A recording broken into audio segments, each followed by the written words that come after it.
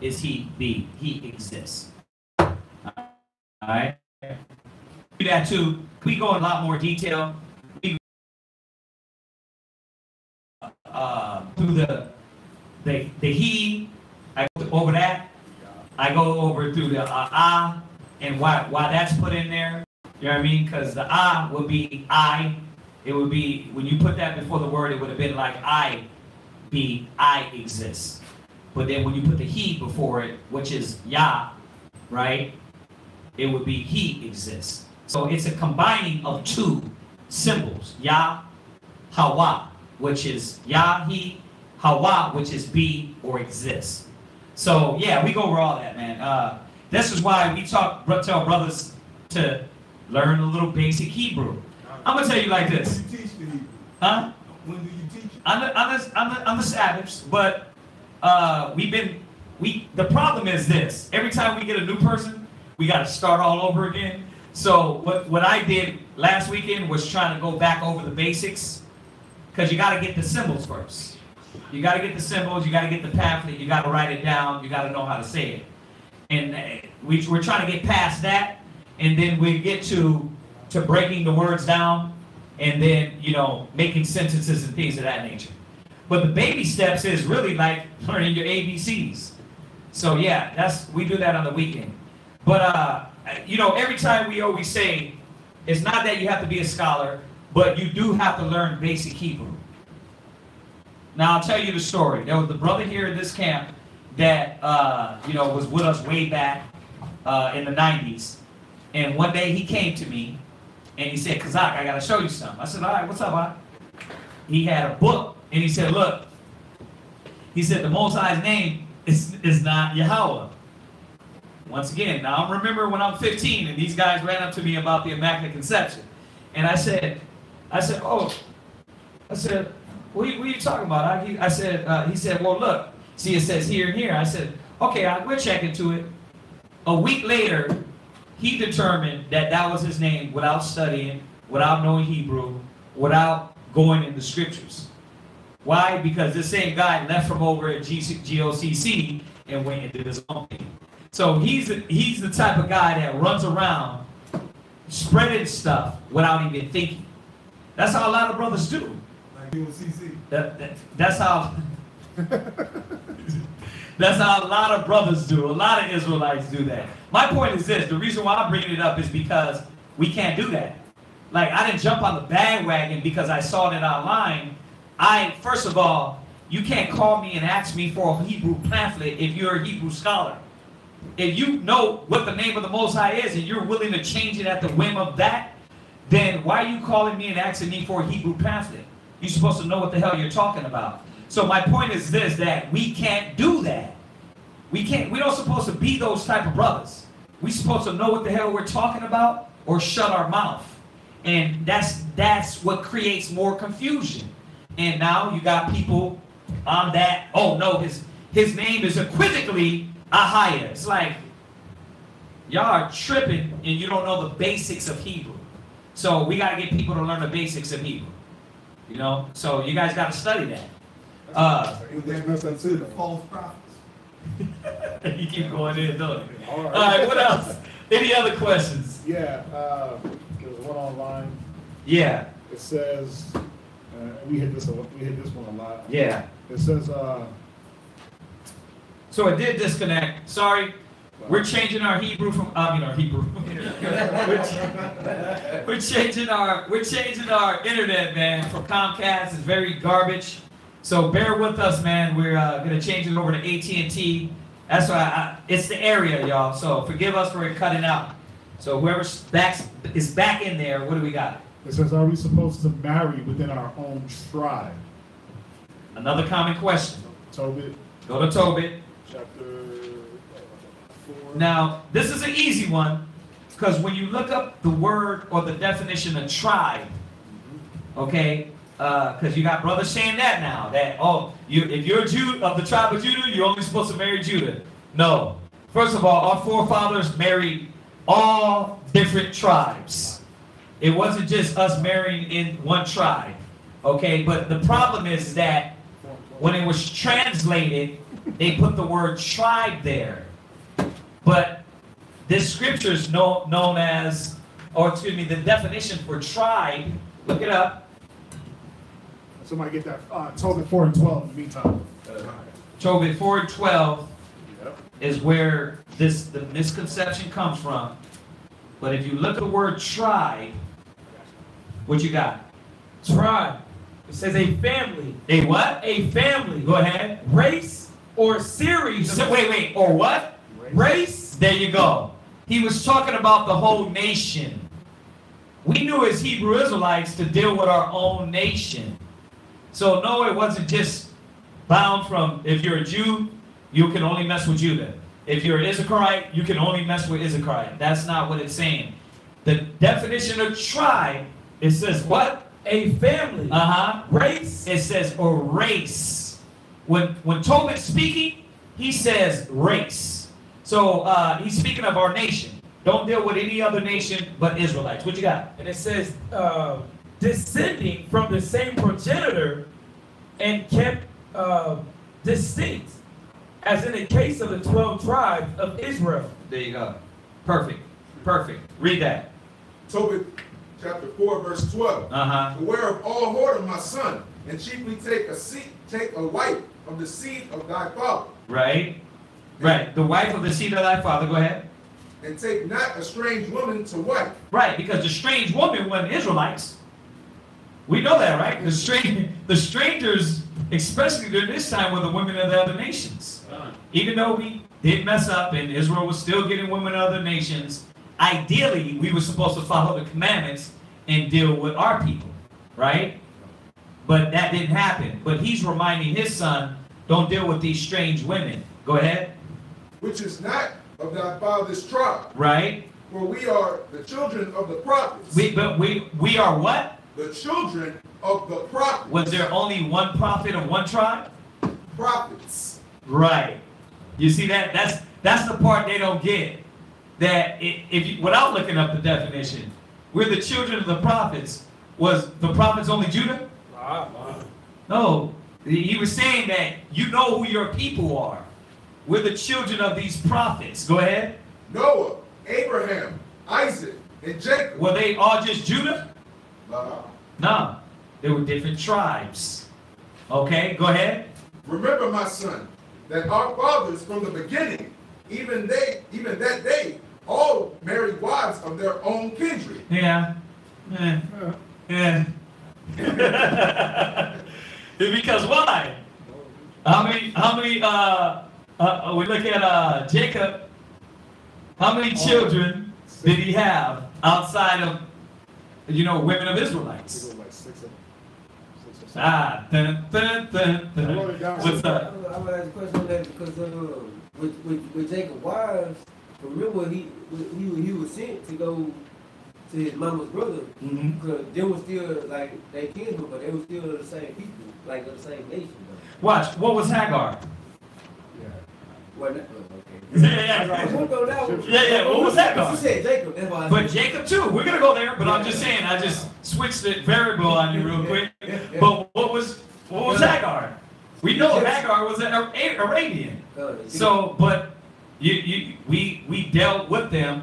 His point was, listen, deal with your women, deal with your nation, all right? Because even when you come back, Moses wrote it in the law, right, to deal with your nation.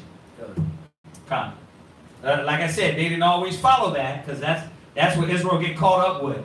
They didn't follow that, but they were supposed to. Just like they're supposed to do it now, but you see that our brothers, a lot of these brothers, what? Got women of other nations, right? Got children from these women, right? So, did you find that other one? In Genesis about, with Jacob. Because Jacob's, those were handmaids, man.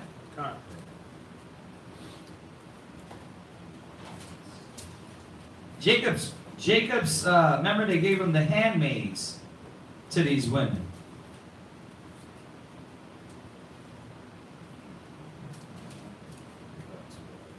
I mean, we could get it, but that was just our little Zilpah Zilpah and Bilhah. Right, there was already the service of Rachel and there you go. with their father. Exactly. So. 35? I don't think it said what they. But they did worship idols. These. No, we talked about that. What? It was about. Did we talk about? Because we were saying they were worshiping idols. And I think we went into the father's nationality and found out that he was not an Israelite. We did go over that. We were in Genesis. We can go back, go over there. While we're looking at that, we went over it. You probably weren't in it, but we touched on it. Yeah. We can get that. It's all good. What else? Did anybody have any other questions? Yeah, there's. Yeah. Since But get that though, because I like to know since you to be circumcised in the heart now, is still physical circumcision still mandatory? yeah, absolutely. You know what I mean? You got to understand that the things in the law that you can perform and you can perfect, why not? We're supposed to be. The scriptures say strive for perfection. So, it's not like, and I'm gonna use this. It's not like if your job requires you to work on the Sabbath. Sometimes you have to work, right? You don't work, you don't eat. But nobody's putting a gun to your head to say don't be circumcised. You can control that. Just like nobody's putting a gun to your head to say, listen, eat this pork or don't eat the pork. You have that power. You see? You have that power in the law to perform that. So we're supposed to be doing that. You have the power in the law not to have sex on the Sabbath or have sex with a woman on her menstrual cycle. Do it, right? Or not do it. Which one is it? You follow the law. You see that? So if you got power to keep the law, you got to keep the law. Right? You got control over that. Nobody's stopping you. Nobody's holding you back. So yeah. But we know that, yes, spiritually, we know that, remember, that's a token of the covenant. That's a token of the covenant. That's the carnal aspect, right? Mixed with the spiritual aspect, it binds us to this contract. So, but yeah, we still need that. What's up? Oh, yeah, just that quick. I'm sorry. It's all good. It's all good. But yeah, if y'all didn't hear that one, he just asked online about circumcision. Circumcision, and I'm going with Paul. He said circumcision doesn't matter. Let's go there real quick. Go to Romans. Go to Romans 2. And you're going to read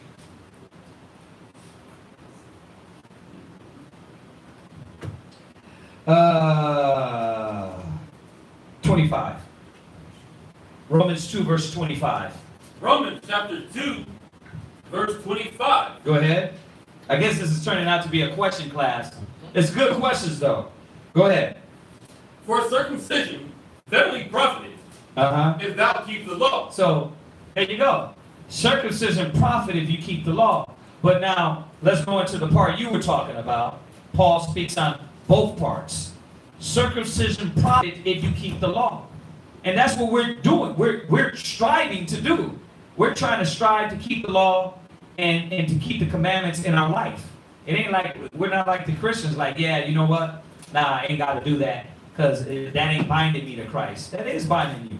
It's keeping the law. And where we can keep it, we're supposed to be trying to get perfect in it. Go ahead. But if thou be a breaker of the law, thy circumcision is made uncircumcision. So, but the point Paul came back and said, what's the benefit if you're going to be against the commandments, if you're going to be breaking the law? So Paul he always talks about both pendulums, the physical law, but also the spiritual that's needed to be with it. Like what you said, circumcise the foreskins of your mind, of your heart. Yeah, that's needed, but also what's needed is faith without works is dead. So I got the spiritual part, like we teach the Christians. Yeah, you believe in Christ, but you still physically act like a Gentile, or a nation, or eating pork, or being a faggot, or breaking the laws, right? You got to keep the laws, right? What's up? Yeah, when you talk about the circumcision, didn't it also say too, like, however you came into the knowledge of the truth, like when we talk about that, like however you came into, like whether you were circumcised or uncircumcised, to remain in it? Well, you're talking about Acts, when they were going back and forth on what should they do with these brothers that were Gentiles and they were coming in. And what they told them to do is, listen, let's not bar them with the perfection of the law when you got Israelites not keeping the law. So what he was saying was, let them first start out on the basics. Why do we know that? Because as you see Paul's writings, what we're reading here it's the same topic they were talking about in Jerusalem, in Acts, where it was said what you're saying, that, you know what, let them come in and let them just learn first before you bombard them with the law. It's like we do, right? If we see a brother come in and he don't got fringes on, we don't just like hit him at the door, brother, where's your fringes at? What's your problem, huh? You know what I mean? Or a sister, like her head covered, her first day, she don't know none of that. We let them come in first. So, well, how do we know both minds were there, to answer your question? How do we know it wasn't just let them come in and be? Because Paul is giving edification what he meant. He's giving edification what he meant by let them come in and let them learn first. Or let them come in and be as they are. He wasn't just saying they just be that way. He was saying now they gotta learn first, right? What it is to be spiritual, to perform the law correctly. Yeah. Because I didn't see him like nowhere, like, you remember how, like, when, before Jacob, the two sons went and killed the one that, you know, raped their sister. Right, yeah. Simeon and Levi. Right, but when you read, like, in the New Testament, when they were making new disciples and things of that nature, they didn't, you know what I'm saying, have men going and coming under the circumcision and going doing the circumcision to say, okay, you know what I'm saying, that they walking with Israel. Well, let's read on. This is the point we're on. We're in the New Testament, and we're seeing what he taught them. This is what he's teaching them. Go ahead. Verse 26. Verse 25. Read it again. Let's establish it. Go ahead. For circumcision verily profited, if thou keep the law. Right. So he's speaking to them on that point. He's speaking to them about circumcision. Go ahead. But if thou be a breaker of the law, thy circumcision is made uncircumcision. Go ahead. Therefore, if the circumcision keep the righteousness of the law, shall not his circumcision be counted for circumcision? Right. So what was Paul talking about? Spiritual. The spiritual thing working in us. Right? But what's the first thing he said? It only benefits if you keep the law. Are you a keeper of the law? Then it benefits you. You see that? It's needed. Would it still benefit even if, you know what I'm saying, you pass the 8 days old being an Israelite? Yeah. You see what I'm saying? Yeah, of course it would benefit, because the whole point was the token of the covenant. You know, and I'm opposing your question in another way. Would it benefit being that 20 years I ate pork and then I just come in? It benefits, right? That for you not to eat pork even after 30 years. So yeah, the law does benefit, right? But we going into the law, we're not going into just the carnal. Oh, I'm just the law. We're going into both, the bond of the spirit and the bond of the covenant, right? Go ahead. And shall not uncircumcision, which is by nature, if it fulfill the law, judge thee, who by the letter of circumcision doest transgress the law. Right. So what Paul was reminding them to listen. You can be circumcised all you want, but if you're a nigga, if you're a beast, how does the point? How does circumcision benefit you? There's many circumcised drug dealers. It doesn't benefit you until you come in and you get the spirit, and then you start acting like you're circumcised and not like a heathen. So Paul's reminding that's when it benefits us. Go ahead. So is it mandatory? Is it mandatory? To be circumcised. Go to Matthew 5:17. Go to Matthew 5:17. Is it mandatory?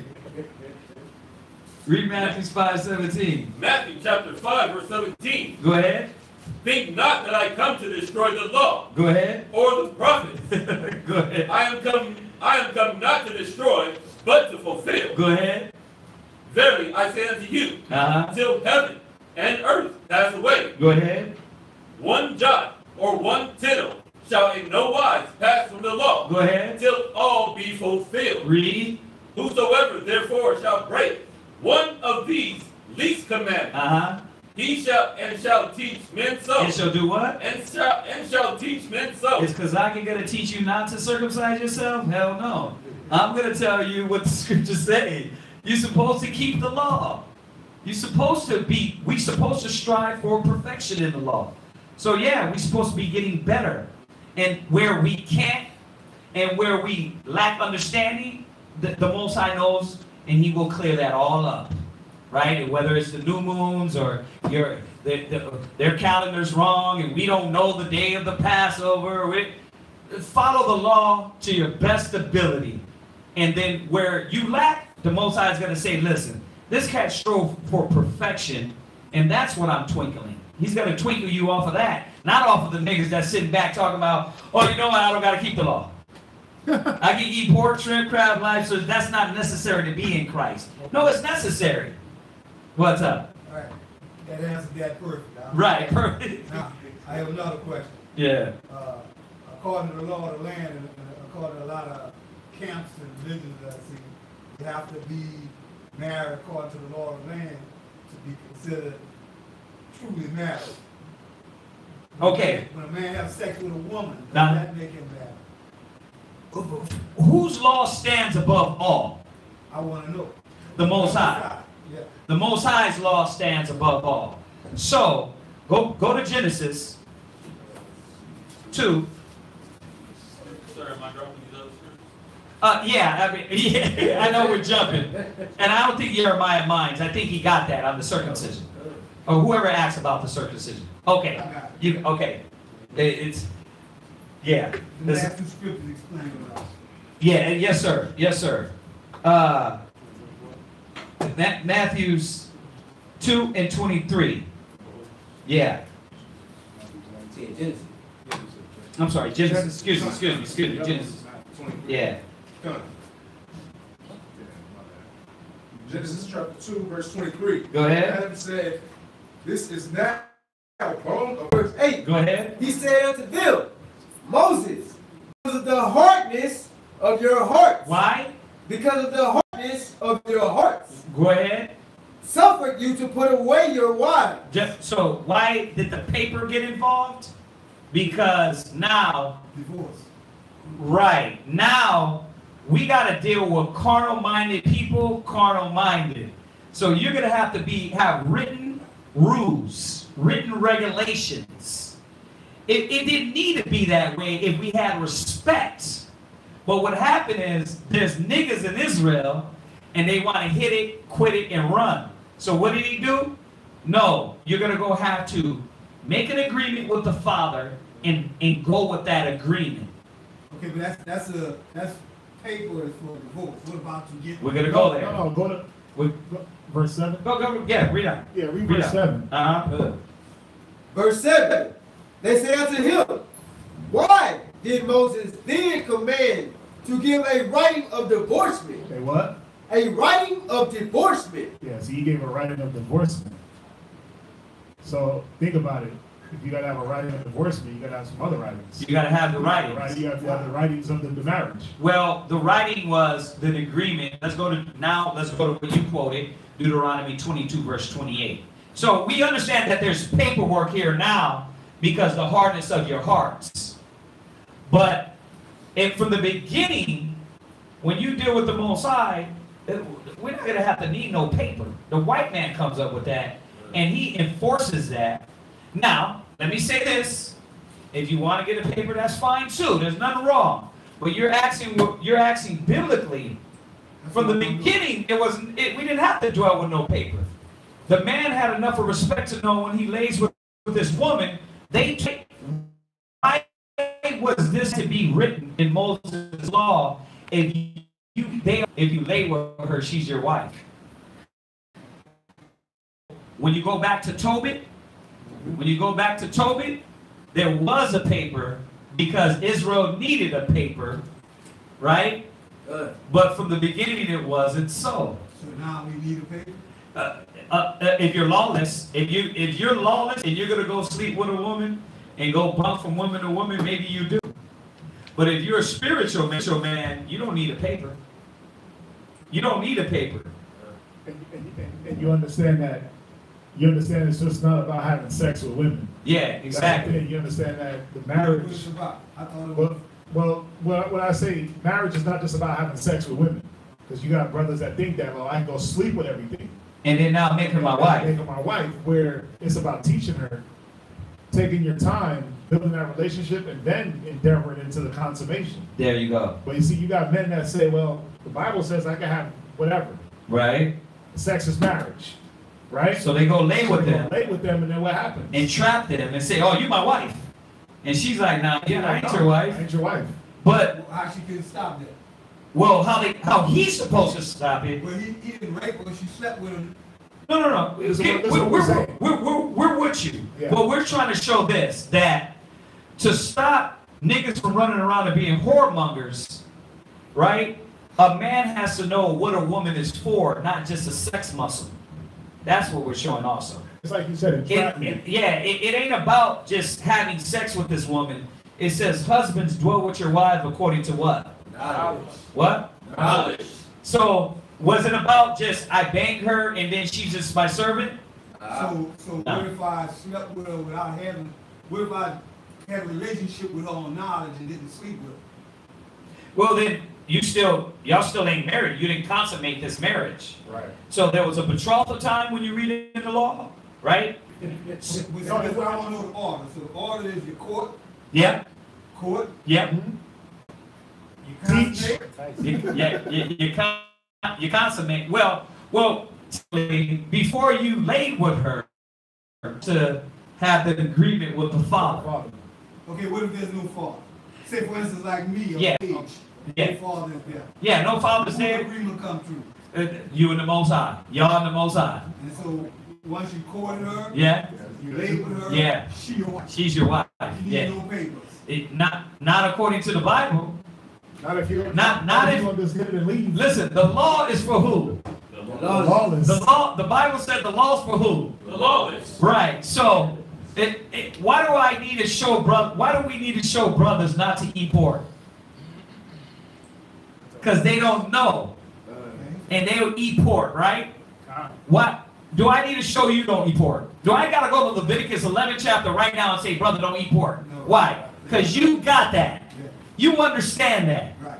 Same thing with marriage. If you know how to deal with a woman in the spirit and according to the law, I don't need to go to the law and bind you to that. Why? Because you already performed what was done in the beginning. So if that was done according to what you just said, and some elders of a certain group decide to separate that, can they do that? To disavow that? Hell no, unless the disavowment got to be agreement with the man and the woman. You can't just disavow somebody. So once one person, even though both parties agree to sleep together, Right. and then one say, now I'm going to marry you, does it become fornication now? Okay, you're asking a few questions here. Let's answer the first one. The first one is, yes, if you get in a marriage, right? We go back to Matthew 19, that there can be a divorcement. Well, from the beginning. But the man has to do it. The woman cannot divorce a man.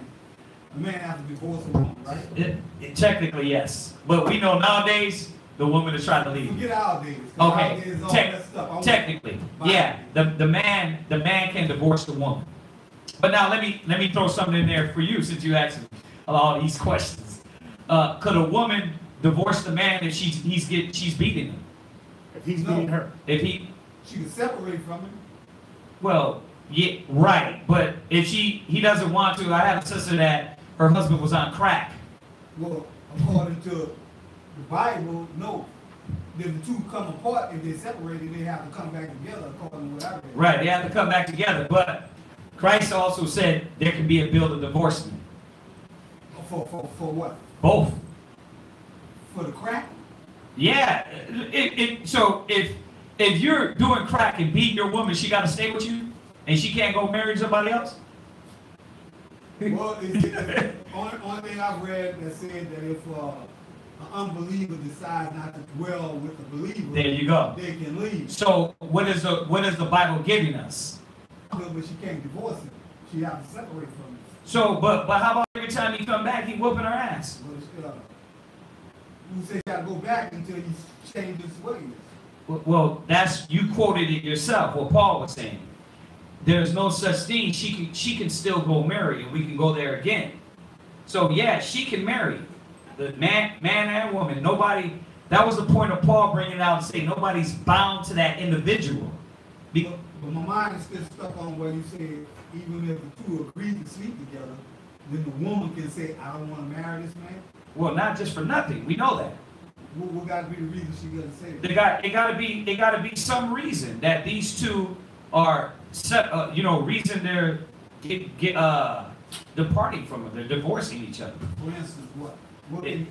You know what? At this level, brother, a spiritual man, it got to be he's doing crack, he's beating me, he's stomping me out, he's making me sell my body on the corner, because all the other little problems supposed to be worked out. So what if they have a difference in opinion according to the faith? See, there you go. Now you got, let's go to the scripture. If she committed fornication.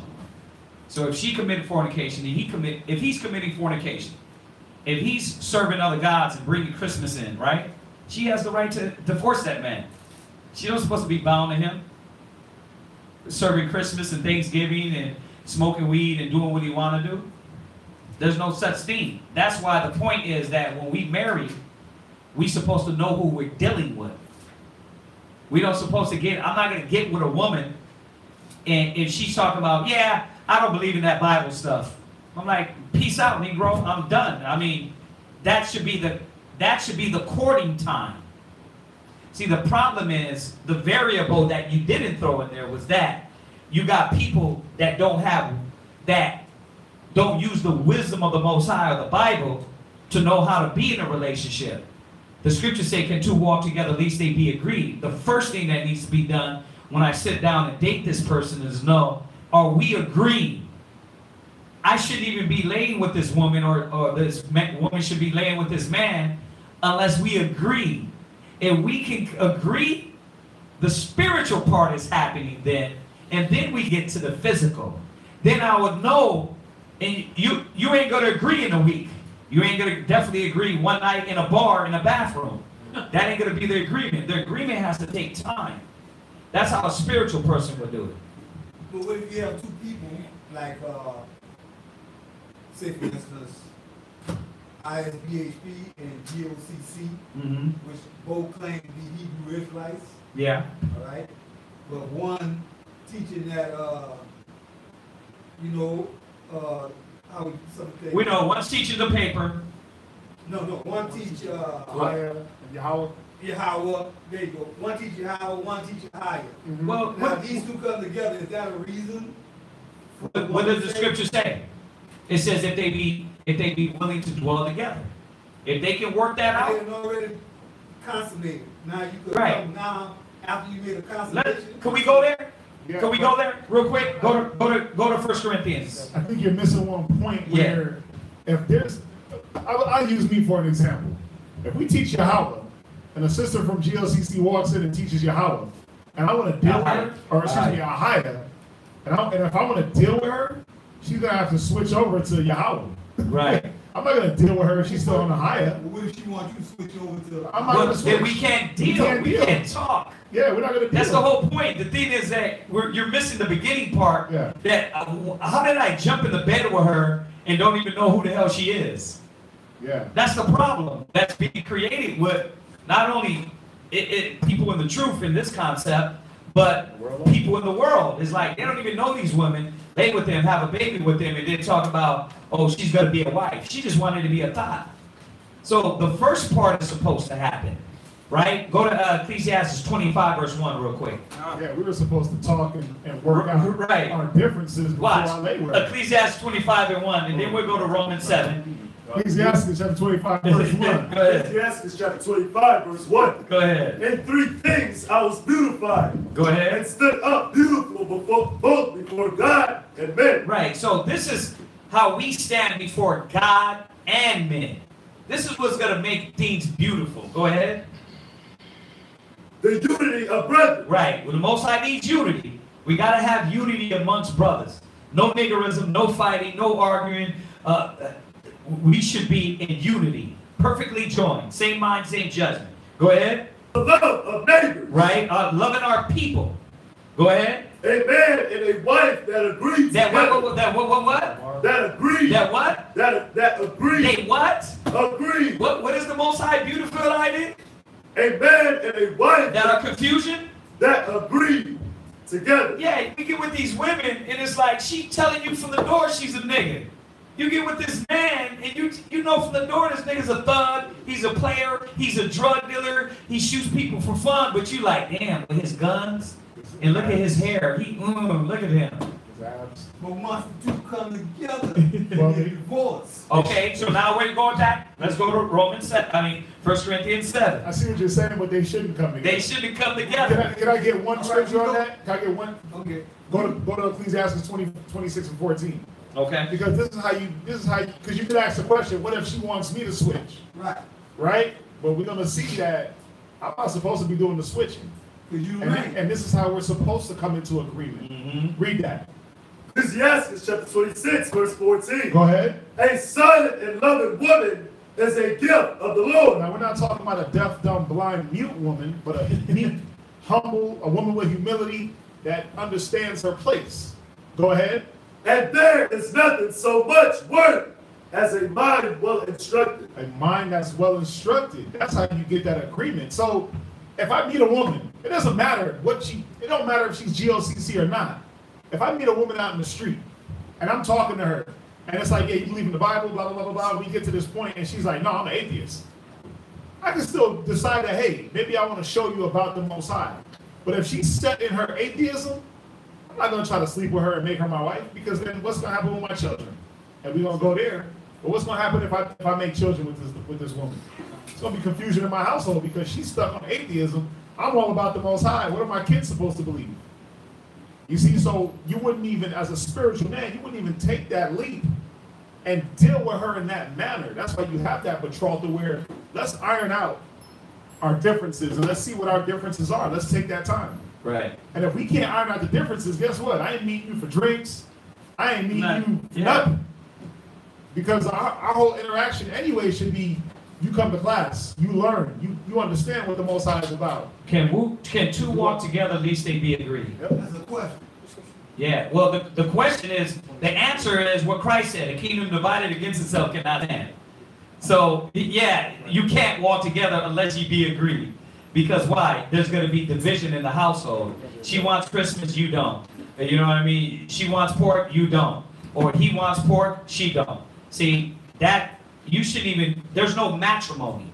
Marrying in means agreeing, coming one mind, one spirit, one thought. Well, can I ask a question? Can two walk together, at least they be in agreement? Yeah. No, they can't. Why not? Can two walk together unless they be agreed? I would say yeah. Well, the scriptures say no. The scriptures say no. It says, Judas walked with Jesus. yeah, but he didn't agree with him, and that's why he's Right, dead. exactly. No, but just because you're around, like, don't mean you're walking with him. Yeah. Well, go to 1 Corinthians 1 and 10 again. Just because you're around don't mean he was walking with Christ. Judas was a nigga the whole time. Christ was constantly checking him. Go ahead, read that. 1 Corinthians chapter 1 and verse 10. Uh-huh. Now I beseech you, brethren, by the name of our Lord Jesus Christ, Right? that ye walk, that ye all speak the same thing. Yeah, read it from again, slow it down. Now I beseech you, brethren, by the name of our Lord Jesus Christ, Go ahead. that ye all speak the same thing. That's what's supposed to be happening. There's supposed to be an agreeance. Go ahead. And that there be no divisions among you. That when you come, this is what Ecclesiastes 25 and 1 was meaning. That when they agree, the woman and the man, they agree that there was no divisions. But now, who wrote this book? Which one? Hold on, I'll answer that. All scripture is given by inspiration of the Most High. Christ said, "But lo, I come through the volume of the book." Who wrote this book? The Most High, the Spirit. No. What man? What man wrote this book? Yeah. He's not important. The Most High wrote it. He worked through him. Who's the man that wrote these books? What man that wrote these Who books? wrote this book? Corinthians. Corinthians are Paul. Paul? Yeah. Well, didn't Paul have heated up arguments with people? So what does that mean? They walked together. No, actually, let me correct you.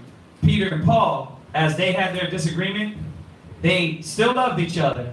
But Peter said, okay, to you, this is to go teach the Jews, to me, the Gentiles. They went different paths, but they had respect for each other. They would still meet up at Jerusalem, but they did separate work. Why separate work? They taught different things? That's what you tell me? No, I'm not saying that. Different gifts, same spirit. I'm not, yeah. What I'm saying is that this agreement they had on the Gentiles, one went and taught the Gentiles, and one went and taught the Jews. So I'm not saying that they what did you say? They did different works. Yeah, no, they didn't do different works. Same gift. Different gifts, same spirit. Yeah. Same you can say gifts. that. Yeah, you can say Same same gifts, gifts. same spirit. Same spirit. Yeah. You know, they just went different ways. That's why, listen, a lot of times the disagreements, the Spirit's gonna work that out. You know what I mean? The basic thing we all have in common as Hebrew Israelites is you're an Israelite, come to the law, follow the commandments. The little doctrines, inconsistencies, the Most High is gonna deal with that.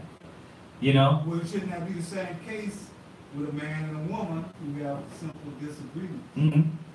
Oh yeah, if you would have let me finish, simple disagreements doesn't allow a divorce. If I get in a disagreement with my wife and she don't want to cook the food I want the right way, that doesn't give me, you know what, I'm done with you, you wicked. That's not an occasion to divorce. But that's why I was going to go back to, let me finish, that's why I was going to go back to Matthew to show that unless it be for fornication. That's the only way. That's the only way. Fornication, we know you got physical fornication, you got spiritual fornication. So if she's coming in, it wasn't adultery, it was fornication. Well, it's the same thing. Is it? Yeah. Because a woman, when she commits fornication, she's doing what? I don't know. She's committing adultery. When a man commits fornication, he's going and sleeping around with women, right, and not making him his wife, right, and he can be committing adultery. So this word fornication, you got to understand that it means you to be a beast, to go around, deal with other gods, deal with other nations, sleep with other women, you know, do defile things. That's how that word fornication is used in the Bible. One time it's used for us being fornicating with the other nations, right? Mm-hmm. Dealing with their gods, dealing with their doctrines and philosophies. Mm-hmm. When you come to the New Testament, Paul said one committed fornication with his father's wife. So you got a physical fornication, you got a spiritual fornication going on here. So yeah, either way it goes. The point is this. If your woman come in and she say, I'm celebrating Christmas, you ain't doing nothing about it, do you have the right to leave her? She come tell me? Yeah, I'm celebrating Christmas, Thanksgiving, turkey dinner, and you know what? I'm not on that Israelite stuff no more. Do you got the right to divorce her? According to you, yeah. No, according to the scriptures, yeah. According to the scriptures, you Well, listen. I'll put it like this. A man's foes should be what? Why are they your foes? They're you what? You're not in agreement. So now she's become an enemy to the cross. In return, you guys are at odds. Let's go back to the same thing with the man. It doesn't change. With the man, if he's a fornicator, idolater, and all these things, yes. Christ came back. He said, because of the hardness of your heart, because you guys couldn't be worked out, because you couldn't get those demons off of you, that's why you got the law. The law's for the lawless. So let me ask you one more question. Yeah. So being it is, as you say, if a man do sleep with a woman, both of them agree upon sleeping together without getting in to know each other. Right. And then after they slept with each other, then they find out that they don't want to be together because they have differences of opinion. Yeah. Does he become a sinner? Oh yeah. Yes. Yes. Automatic. Of course they are, because you know why? They jumped in. They jumped into this, right? And now you're going to cause him to go. You're causing him to cause you. He is causing her to go commit adultery because you guys already laid together. So yeah, is it sin? It's sin on both of their parts, because the ignorance of not knowing that you guys are in matrimony. Now you have what the world has. You're going around, you leave her, she goes sleep with the next man, you go sleep with the next woman, and it's chaos, it's confusion. So being that as it is, if only one want to separate, the other one want to stay there and work it out. Who sinned in? Both of them still? No, because the one that is working it out, and I'm just use this loosely, is the spiritual person. Because they're knowing that we should be working this out, not laying with each other and just jumping from woman to woman and man for man. That's why I said it. We can read that 1 Corinthians, please. 1 Corinthians 7. 1 Corinthians 7 and 7. Start from there. It's gonna all that what we just said. He's gonna speak on it, and you quoted it earlier too. Go ahead. 1 Corinthians chapter 7 and verse 7. For I would that all men, even as I myself. So, why is he saying that? Because Paul didn't deal with women. So he was like, I wish you were like me. But everybody ain't like Paul. So everybody can't bear that containment. Go ahead. But every man has his proper gift. Yeah, so all he was just saying is like, that's my gift, I know that. But, there's a benefit in that, but everybody's not like that. Go ahead. Of the Most High. Go ahead. One after this manner, and another after that. Right. I say therefore to the unmarried and widows. Right. See, listen. He's saying to the unmarried and widows, women too. Go ahead. It is good for them if they abide even as I. So he's once again urging, listen, if you can, stay away from the drama. Don't be a eunuch. Don't deal with a man. Don't deal with a woman. He's talking to men and women. Go ahead. But if they cannot contain, let them marry. Right. There you go. Because not all have that gift. If you have to marry, marry. In which way? Go ahead. For it is better to marry than to burn. Right. If marriage didn't have nothing to do with sexual relations, he wouldn't have said burn. He would have said go get a paper. So he's saying, if you need to marry, go have sex. But know that this is a marriage, right? The sex is important. Oh, yeah. Right. Oh, yeah. There's no doubt. Sex is important, right? But that's why you need to stay away from that part, because that's the consummation part. And that's where we usually mess up at, don't we? We jump in. We burn. Yeah, but now we're talking about a whole nother level of control and discipline. And knowing that, you know what? I can't feed into the lust of my flesh. Now we're talking about that level now. Because we can't give us the license to sin, right? You can't just be running around having sex with different women and then, I never get to know her. You can meet a woman, but damn, you got to have sex with her that first week? How about give it a little time, right? So you can get to know her.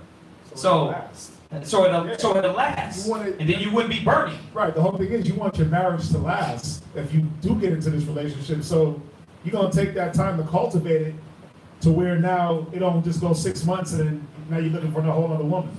6 months, another woman. You want something that's going to last. There was a betrothal time for a reason, right? So you can get to know this individual.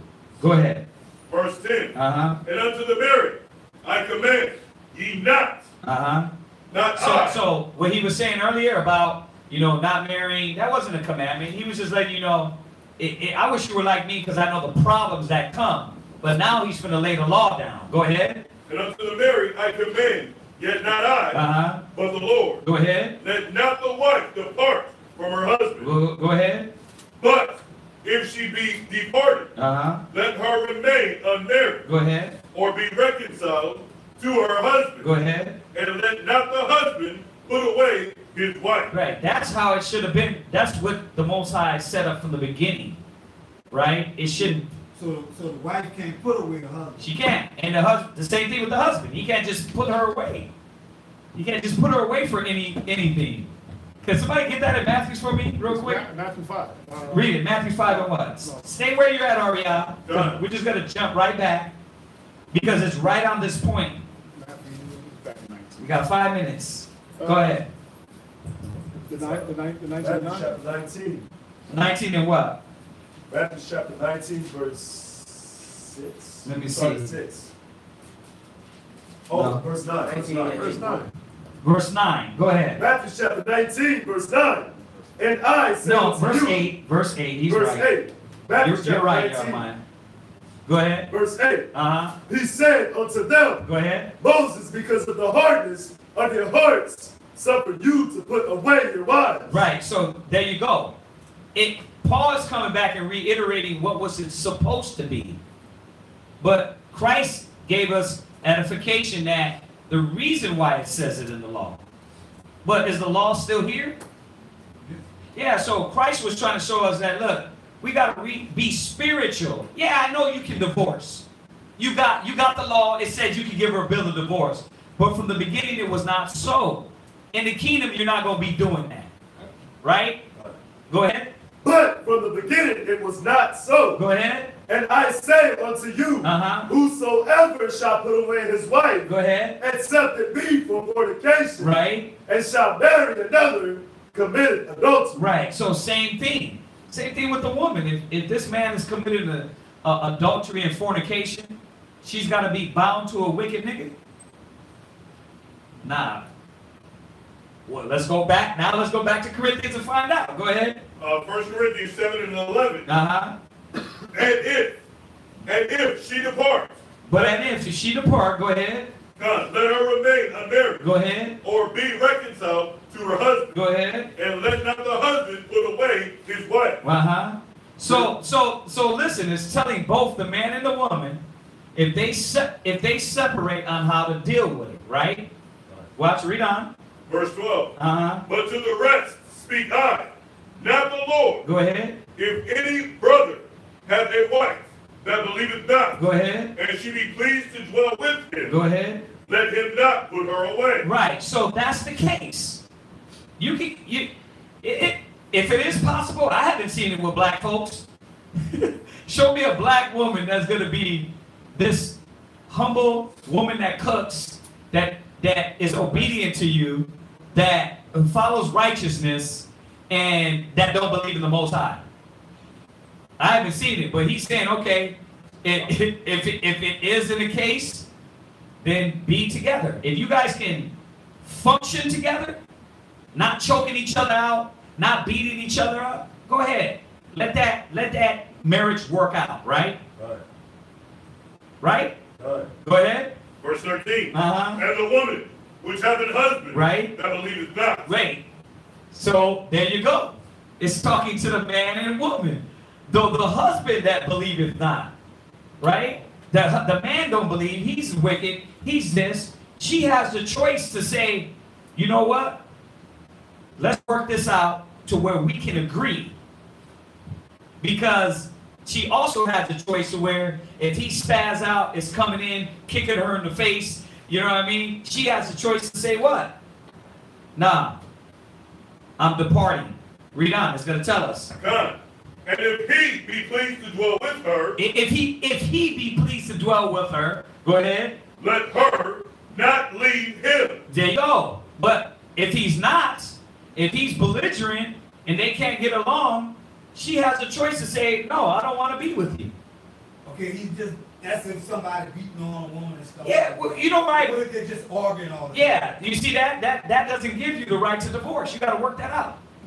You know what I mean? You can't just divorce for anything that says it got to be for fornication. It got to be some wickedness going on. It can't just be, you know what, we don't get along. You know what I mean? And now obviously this, if she just disgruntled and she ain't listening to you, right? What you gonna do? What you gonna do? What the scriptures say do? You might separate, but you divorce, right? Go to Ecclesiastes. Ecclesiastes 25 and verse 26. Go to Ecclesiastes 25 and 26. 25 and verse 26. See, and that's why the law is here. Because that's why everything we're talking about is all the things why he said the hardness of your hearts. It's those those things in the middle that the law, when it said you lay with her, you're his wife. But Moses had to come back because when they were judging, they were dealing with real situations like what we're talking about. And it was like, okay, you're going to make me be bound to this woman to kill her ass? Or you're going to make me be bound to this woman to kill him? No. You got to build a divorce, but because you guys can't work this out, you're not spiritual, there's chaos. Deuteronomy 28, the eye is evil towards her husband, the eye is evil towards her wife. Now the kids are in this. The Most High said, nah, it's better that you guys divorce than this be of destruction. God didn't bring you together for bondage. But he said he hates it more. When we get in the kingdom, there ain't going to be none of that because we're going to be in the spirit. But once again, if you're the priest and these two people are killing each other, you're going to be like, listen, the Most High made y'all stay together, kill each other. That's the only way out? No, you're going to use wisdom and you're going to say, listen, you're going to do like we do. When we get encountered with that, we do this. We say, listen, y'all separate for a while. Don't go out there and look for a man. Brother, don't go out there and look for a woman. Y'all separate and see if you guys can work this out. Right? It's stages. It ain't like you just get in there, she's disrespectful, and then, we're done. Here's my bill of divorce. No. You got to work these things out. Take a break. Then you guys are going to come together. We're going to counsel, and we're going to see where you guys are at. No, I hate him. I don't want to deal with him. All he does is call me names, kicks me, fights with me. And he's like, we've got me. Brother, I don't want to deal with her. What we going to be like? Well, listen. The Most High commanded you, they can leave the camp and still be niggas anyway. It don't matter. Right. But common sense is saying you can't bind them to that because even Paul is breaking that down. Yeah. I understand pretty much. I know your time right now. But yeah. What if the two came together and made a vow to the Most High? Because you say if you make a vow to the Most High, you must pay. What if they together vow to the Most High that they'd never leave each other? Be together as husband and wife or so That forth. was when you laid with her. All this is in the Most High. That's still all the same. Yeah, that's all the same thing. Whether you do it verbally or just go through motion. When you do it verbally, when you bind yourself to this woman, that's you verbally making the marriage vow, right? And we did have ceremony, so you did have this ceremony. You did have this agreement, with their parents, and you would do that. Even though, like you said, there's not parents now. But still in the spirit, that, listen, I made this agreement with the Most High. He's the parent of this woman now. So let me respect my vows. Right? But that shows the spirituality of marriage, though. Yeah. Where you gotta have your mind right to know, like, what am I taking on? Am I just taking on a bag of meat, or am I actually getting a spirit? Yeah. That's the spirituality. We all make mistakes, so if definitely. If I pick up a bag of bones and stuff with it, you know what? Sometimes you gotta man the hell up and learn how to mend that situation. See, that's the difference between us being the spiritual men, is that if we get in that situation and it's mendable, we'll mend it. Yeah. You see that? Mend it. Try to fix it as a spiritual man. We don't just deal with people and throw it away.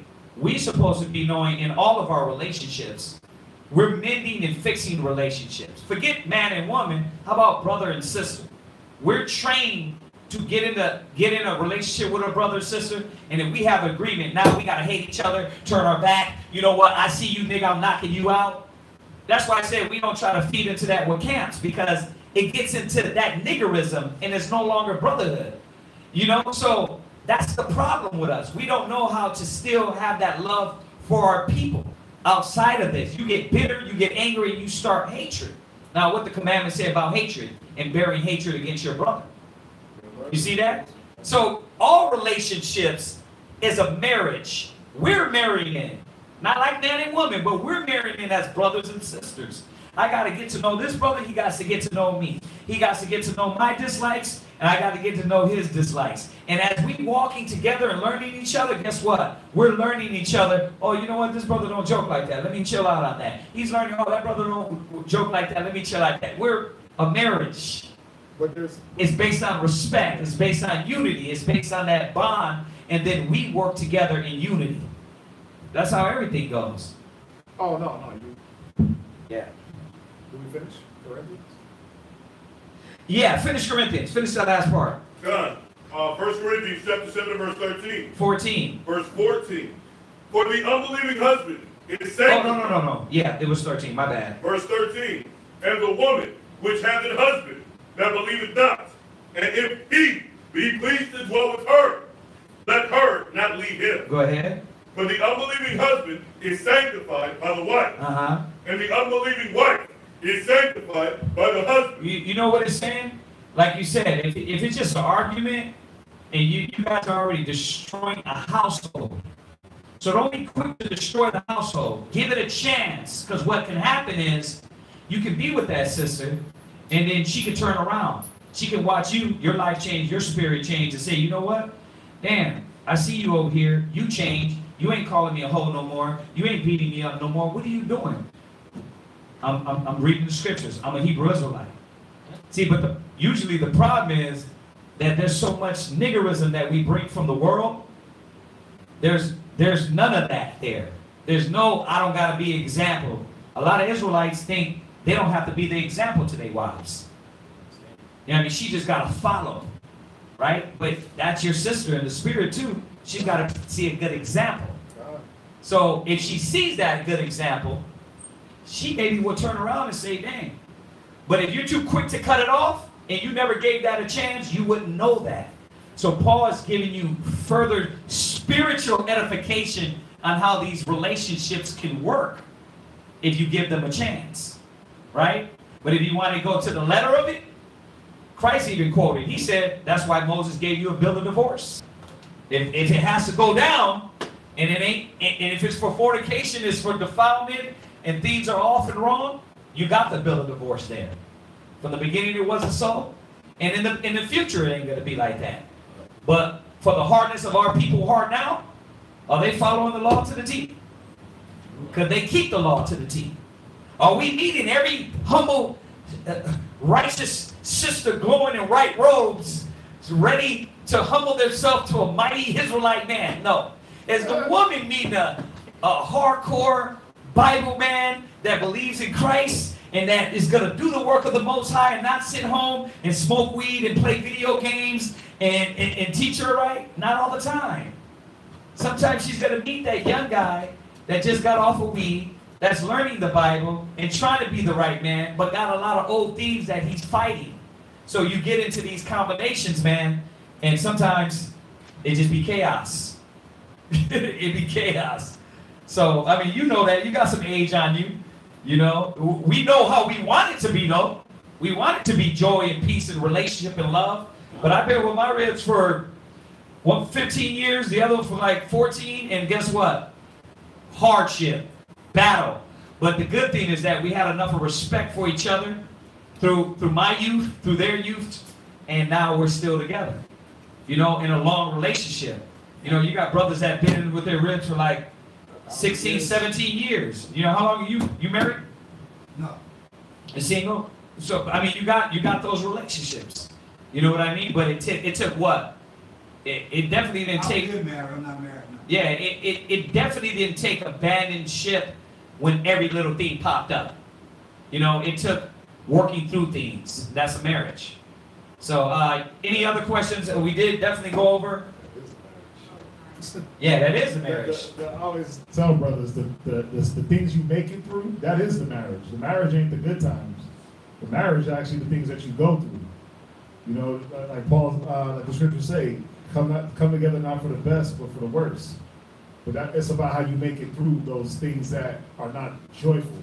You know, I always look at that like that's the definition of if you're married or not. Can we get through these things, time after time? Right. All right. Okay.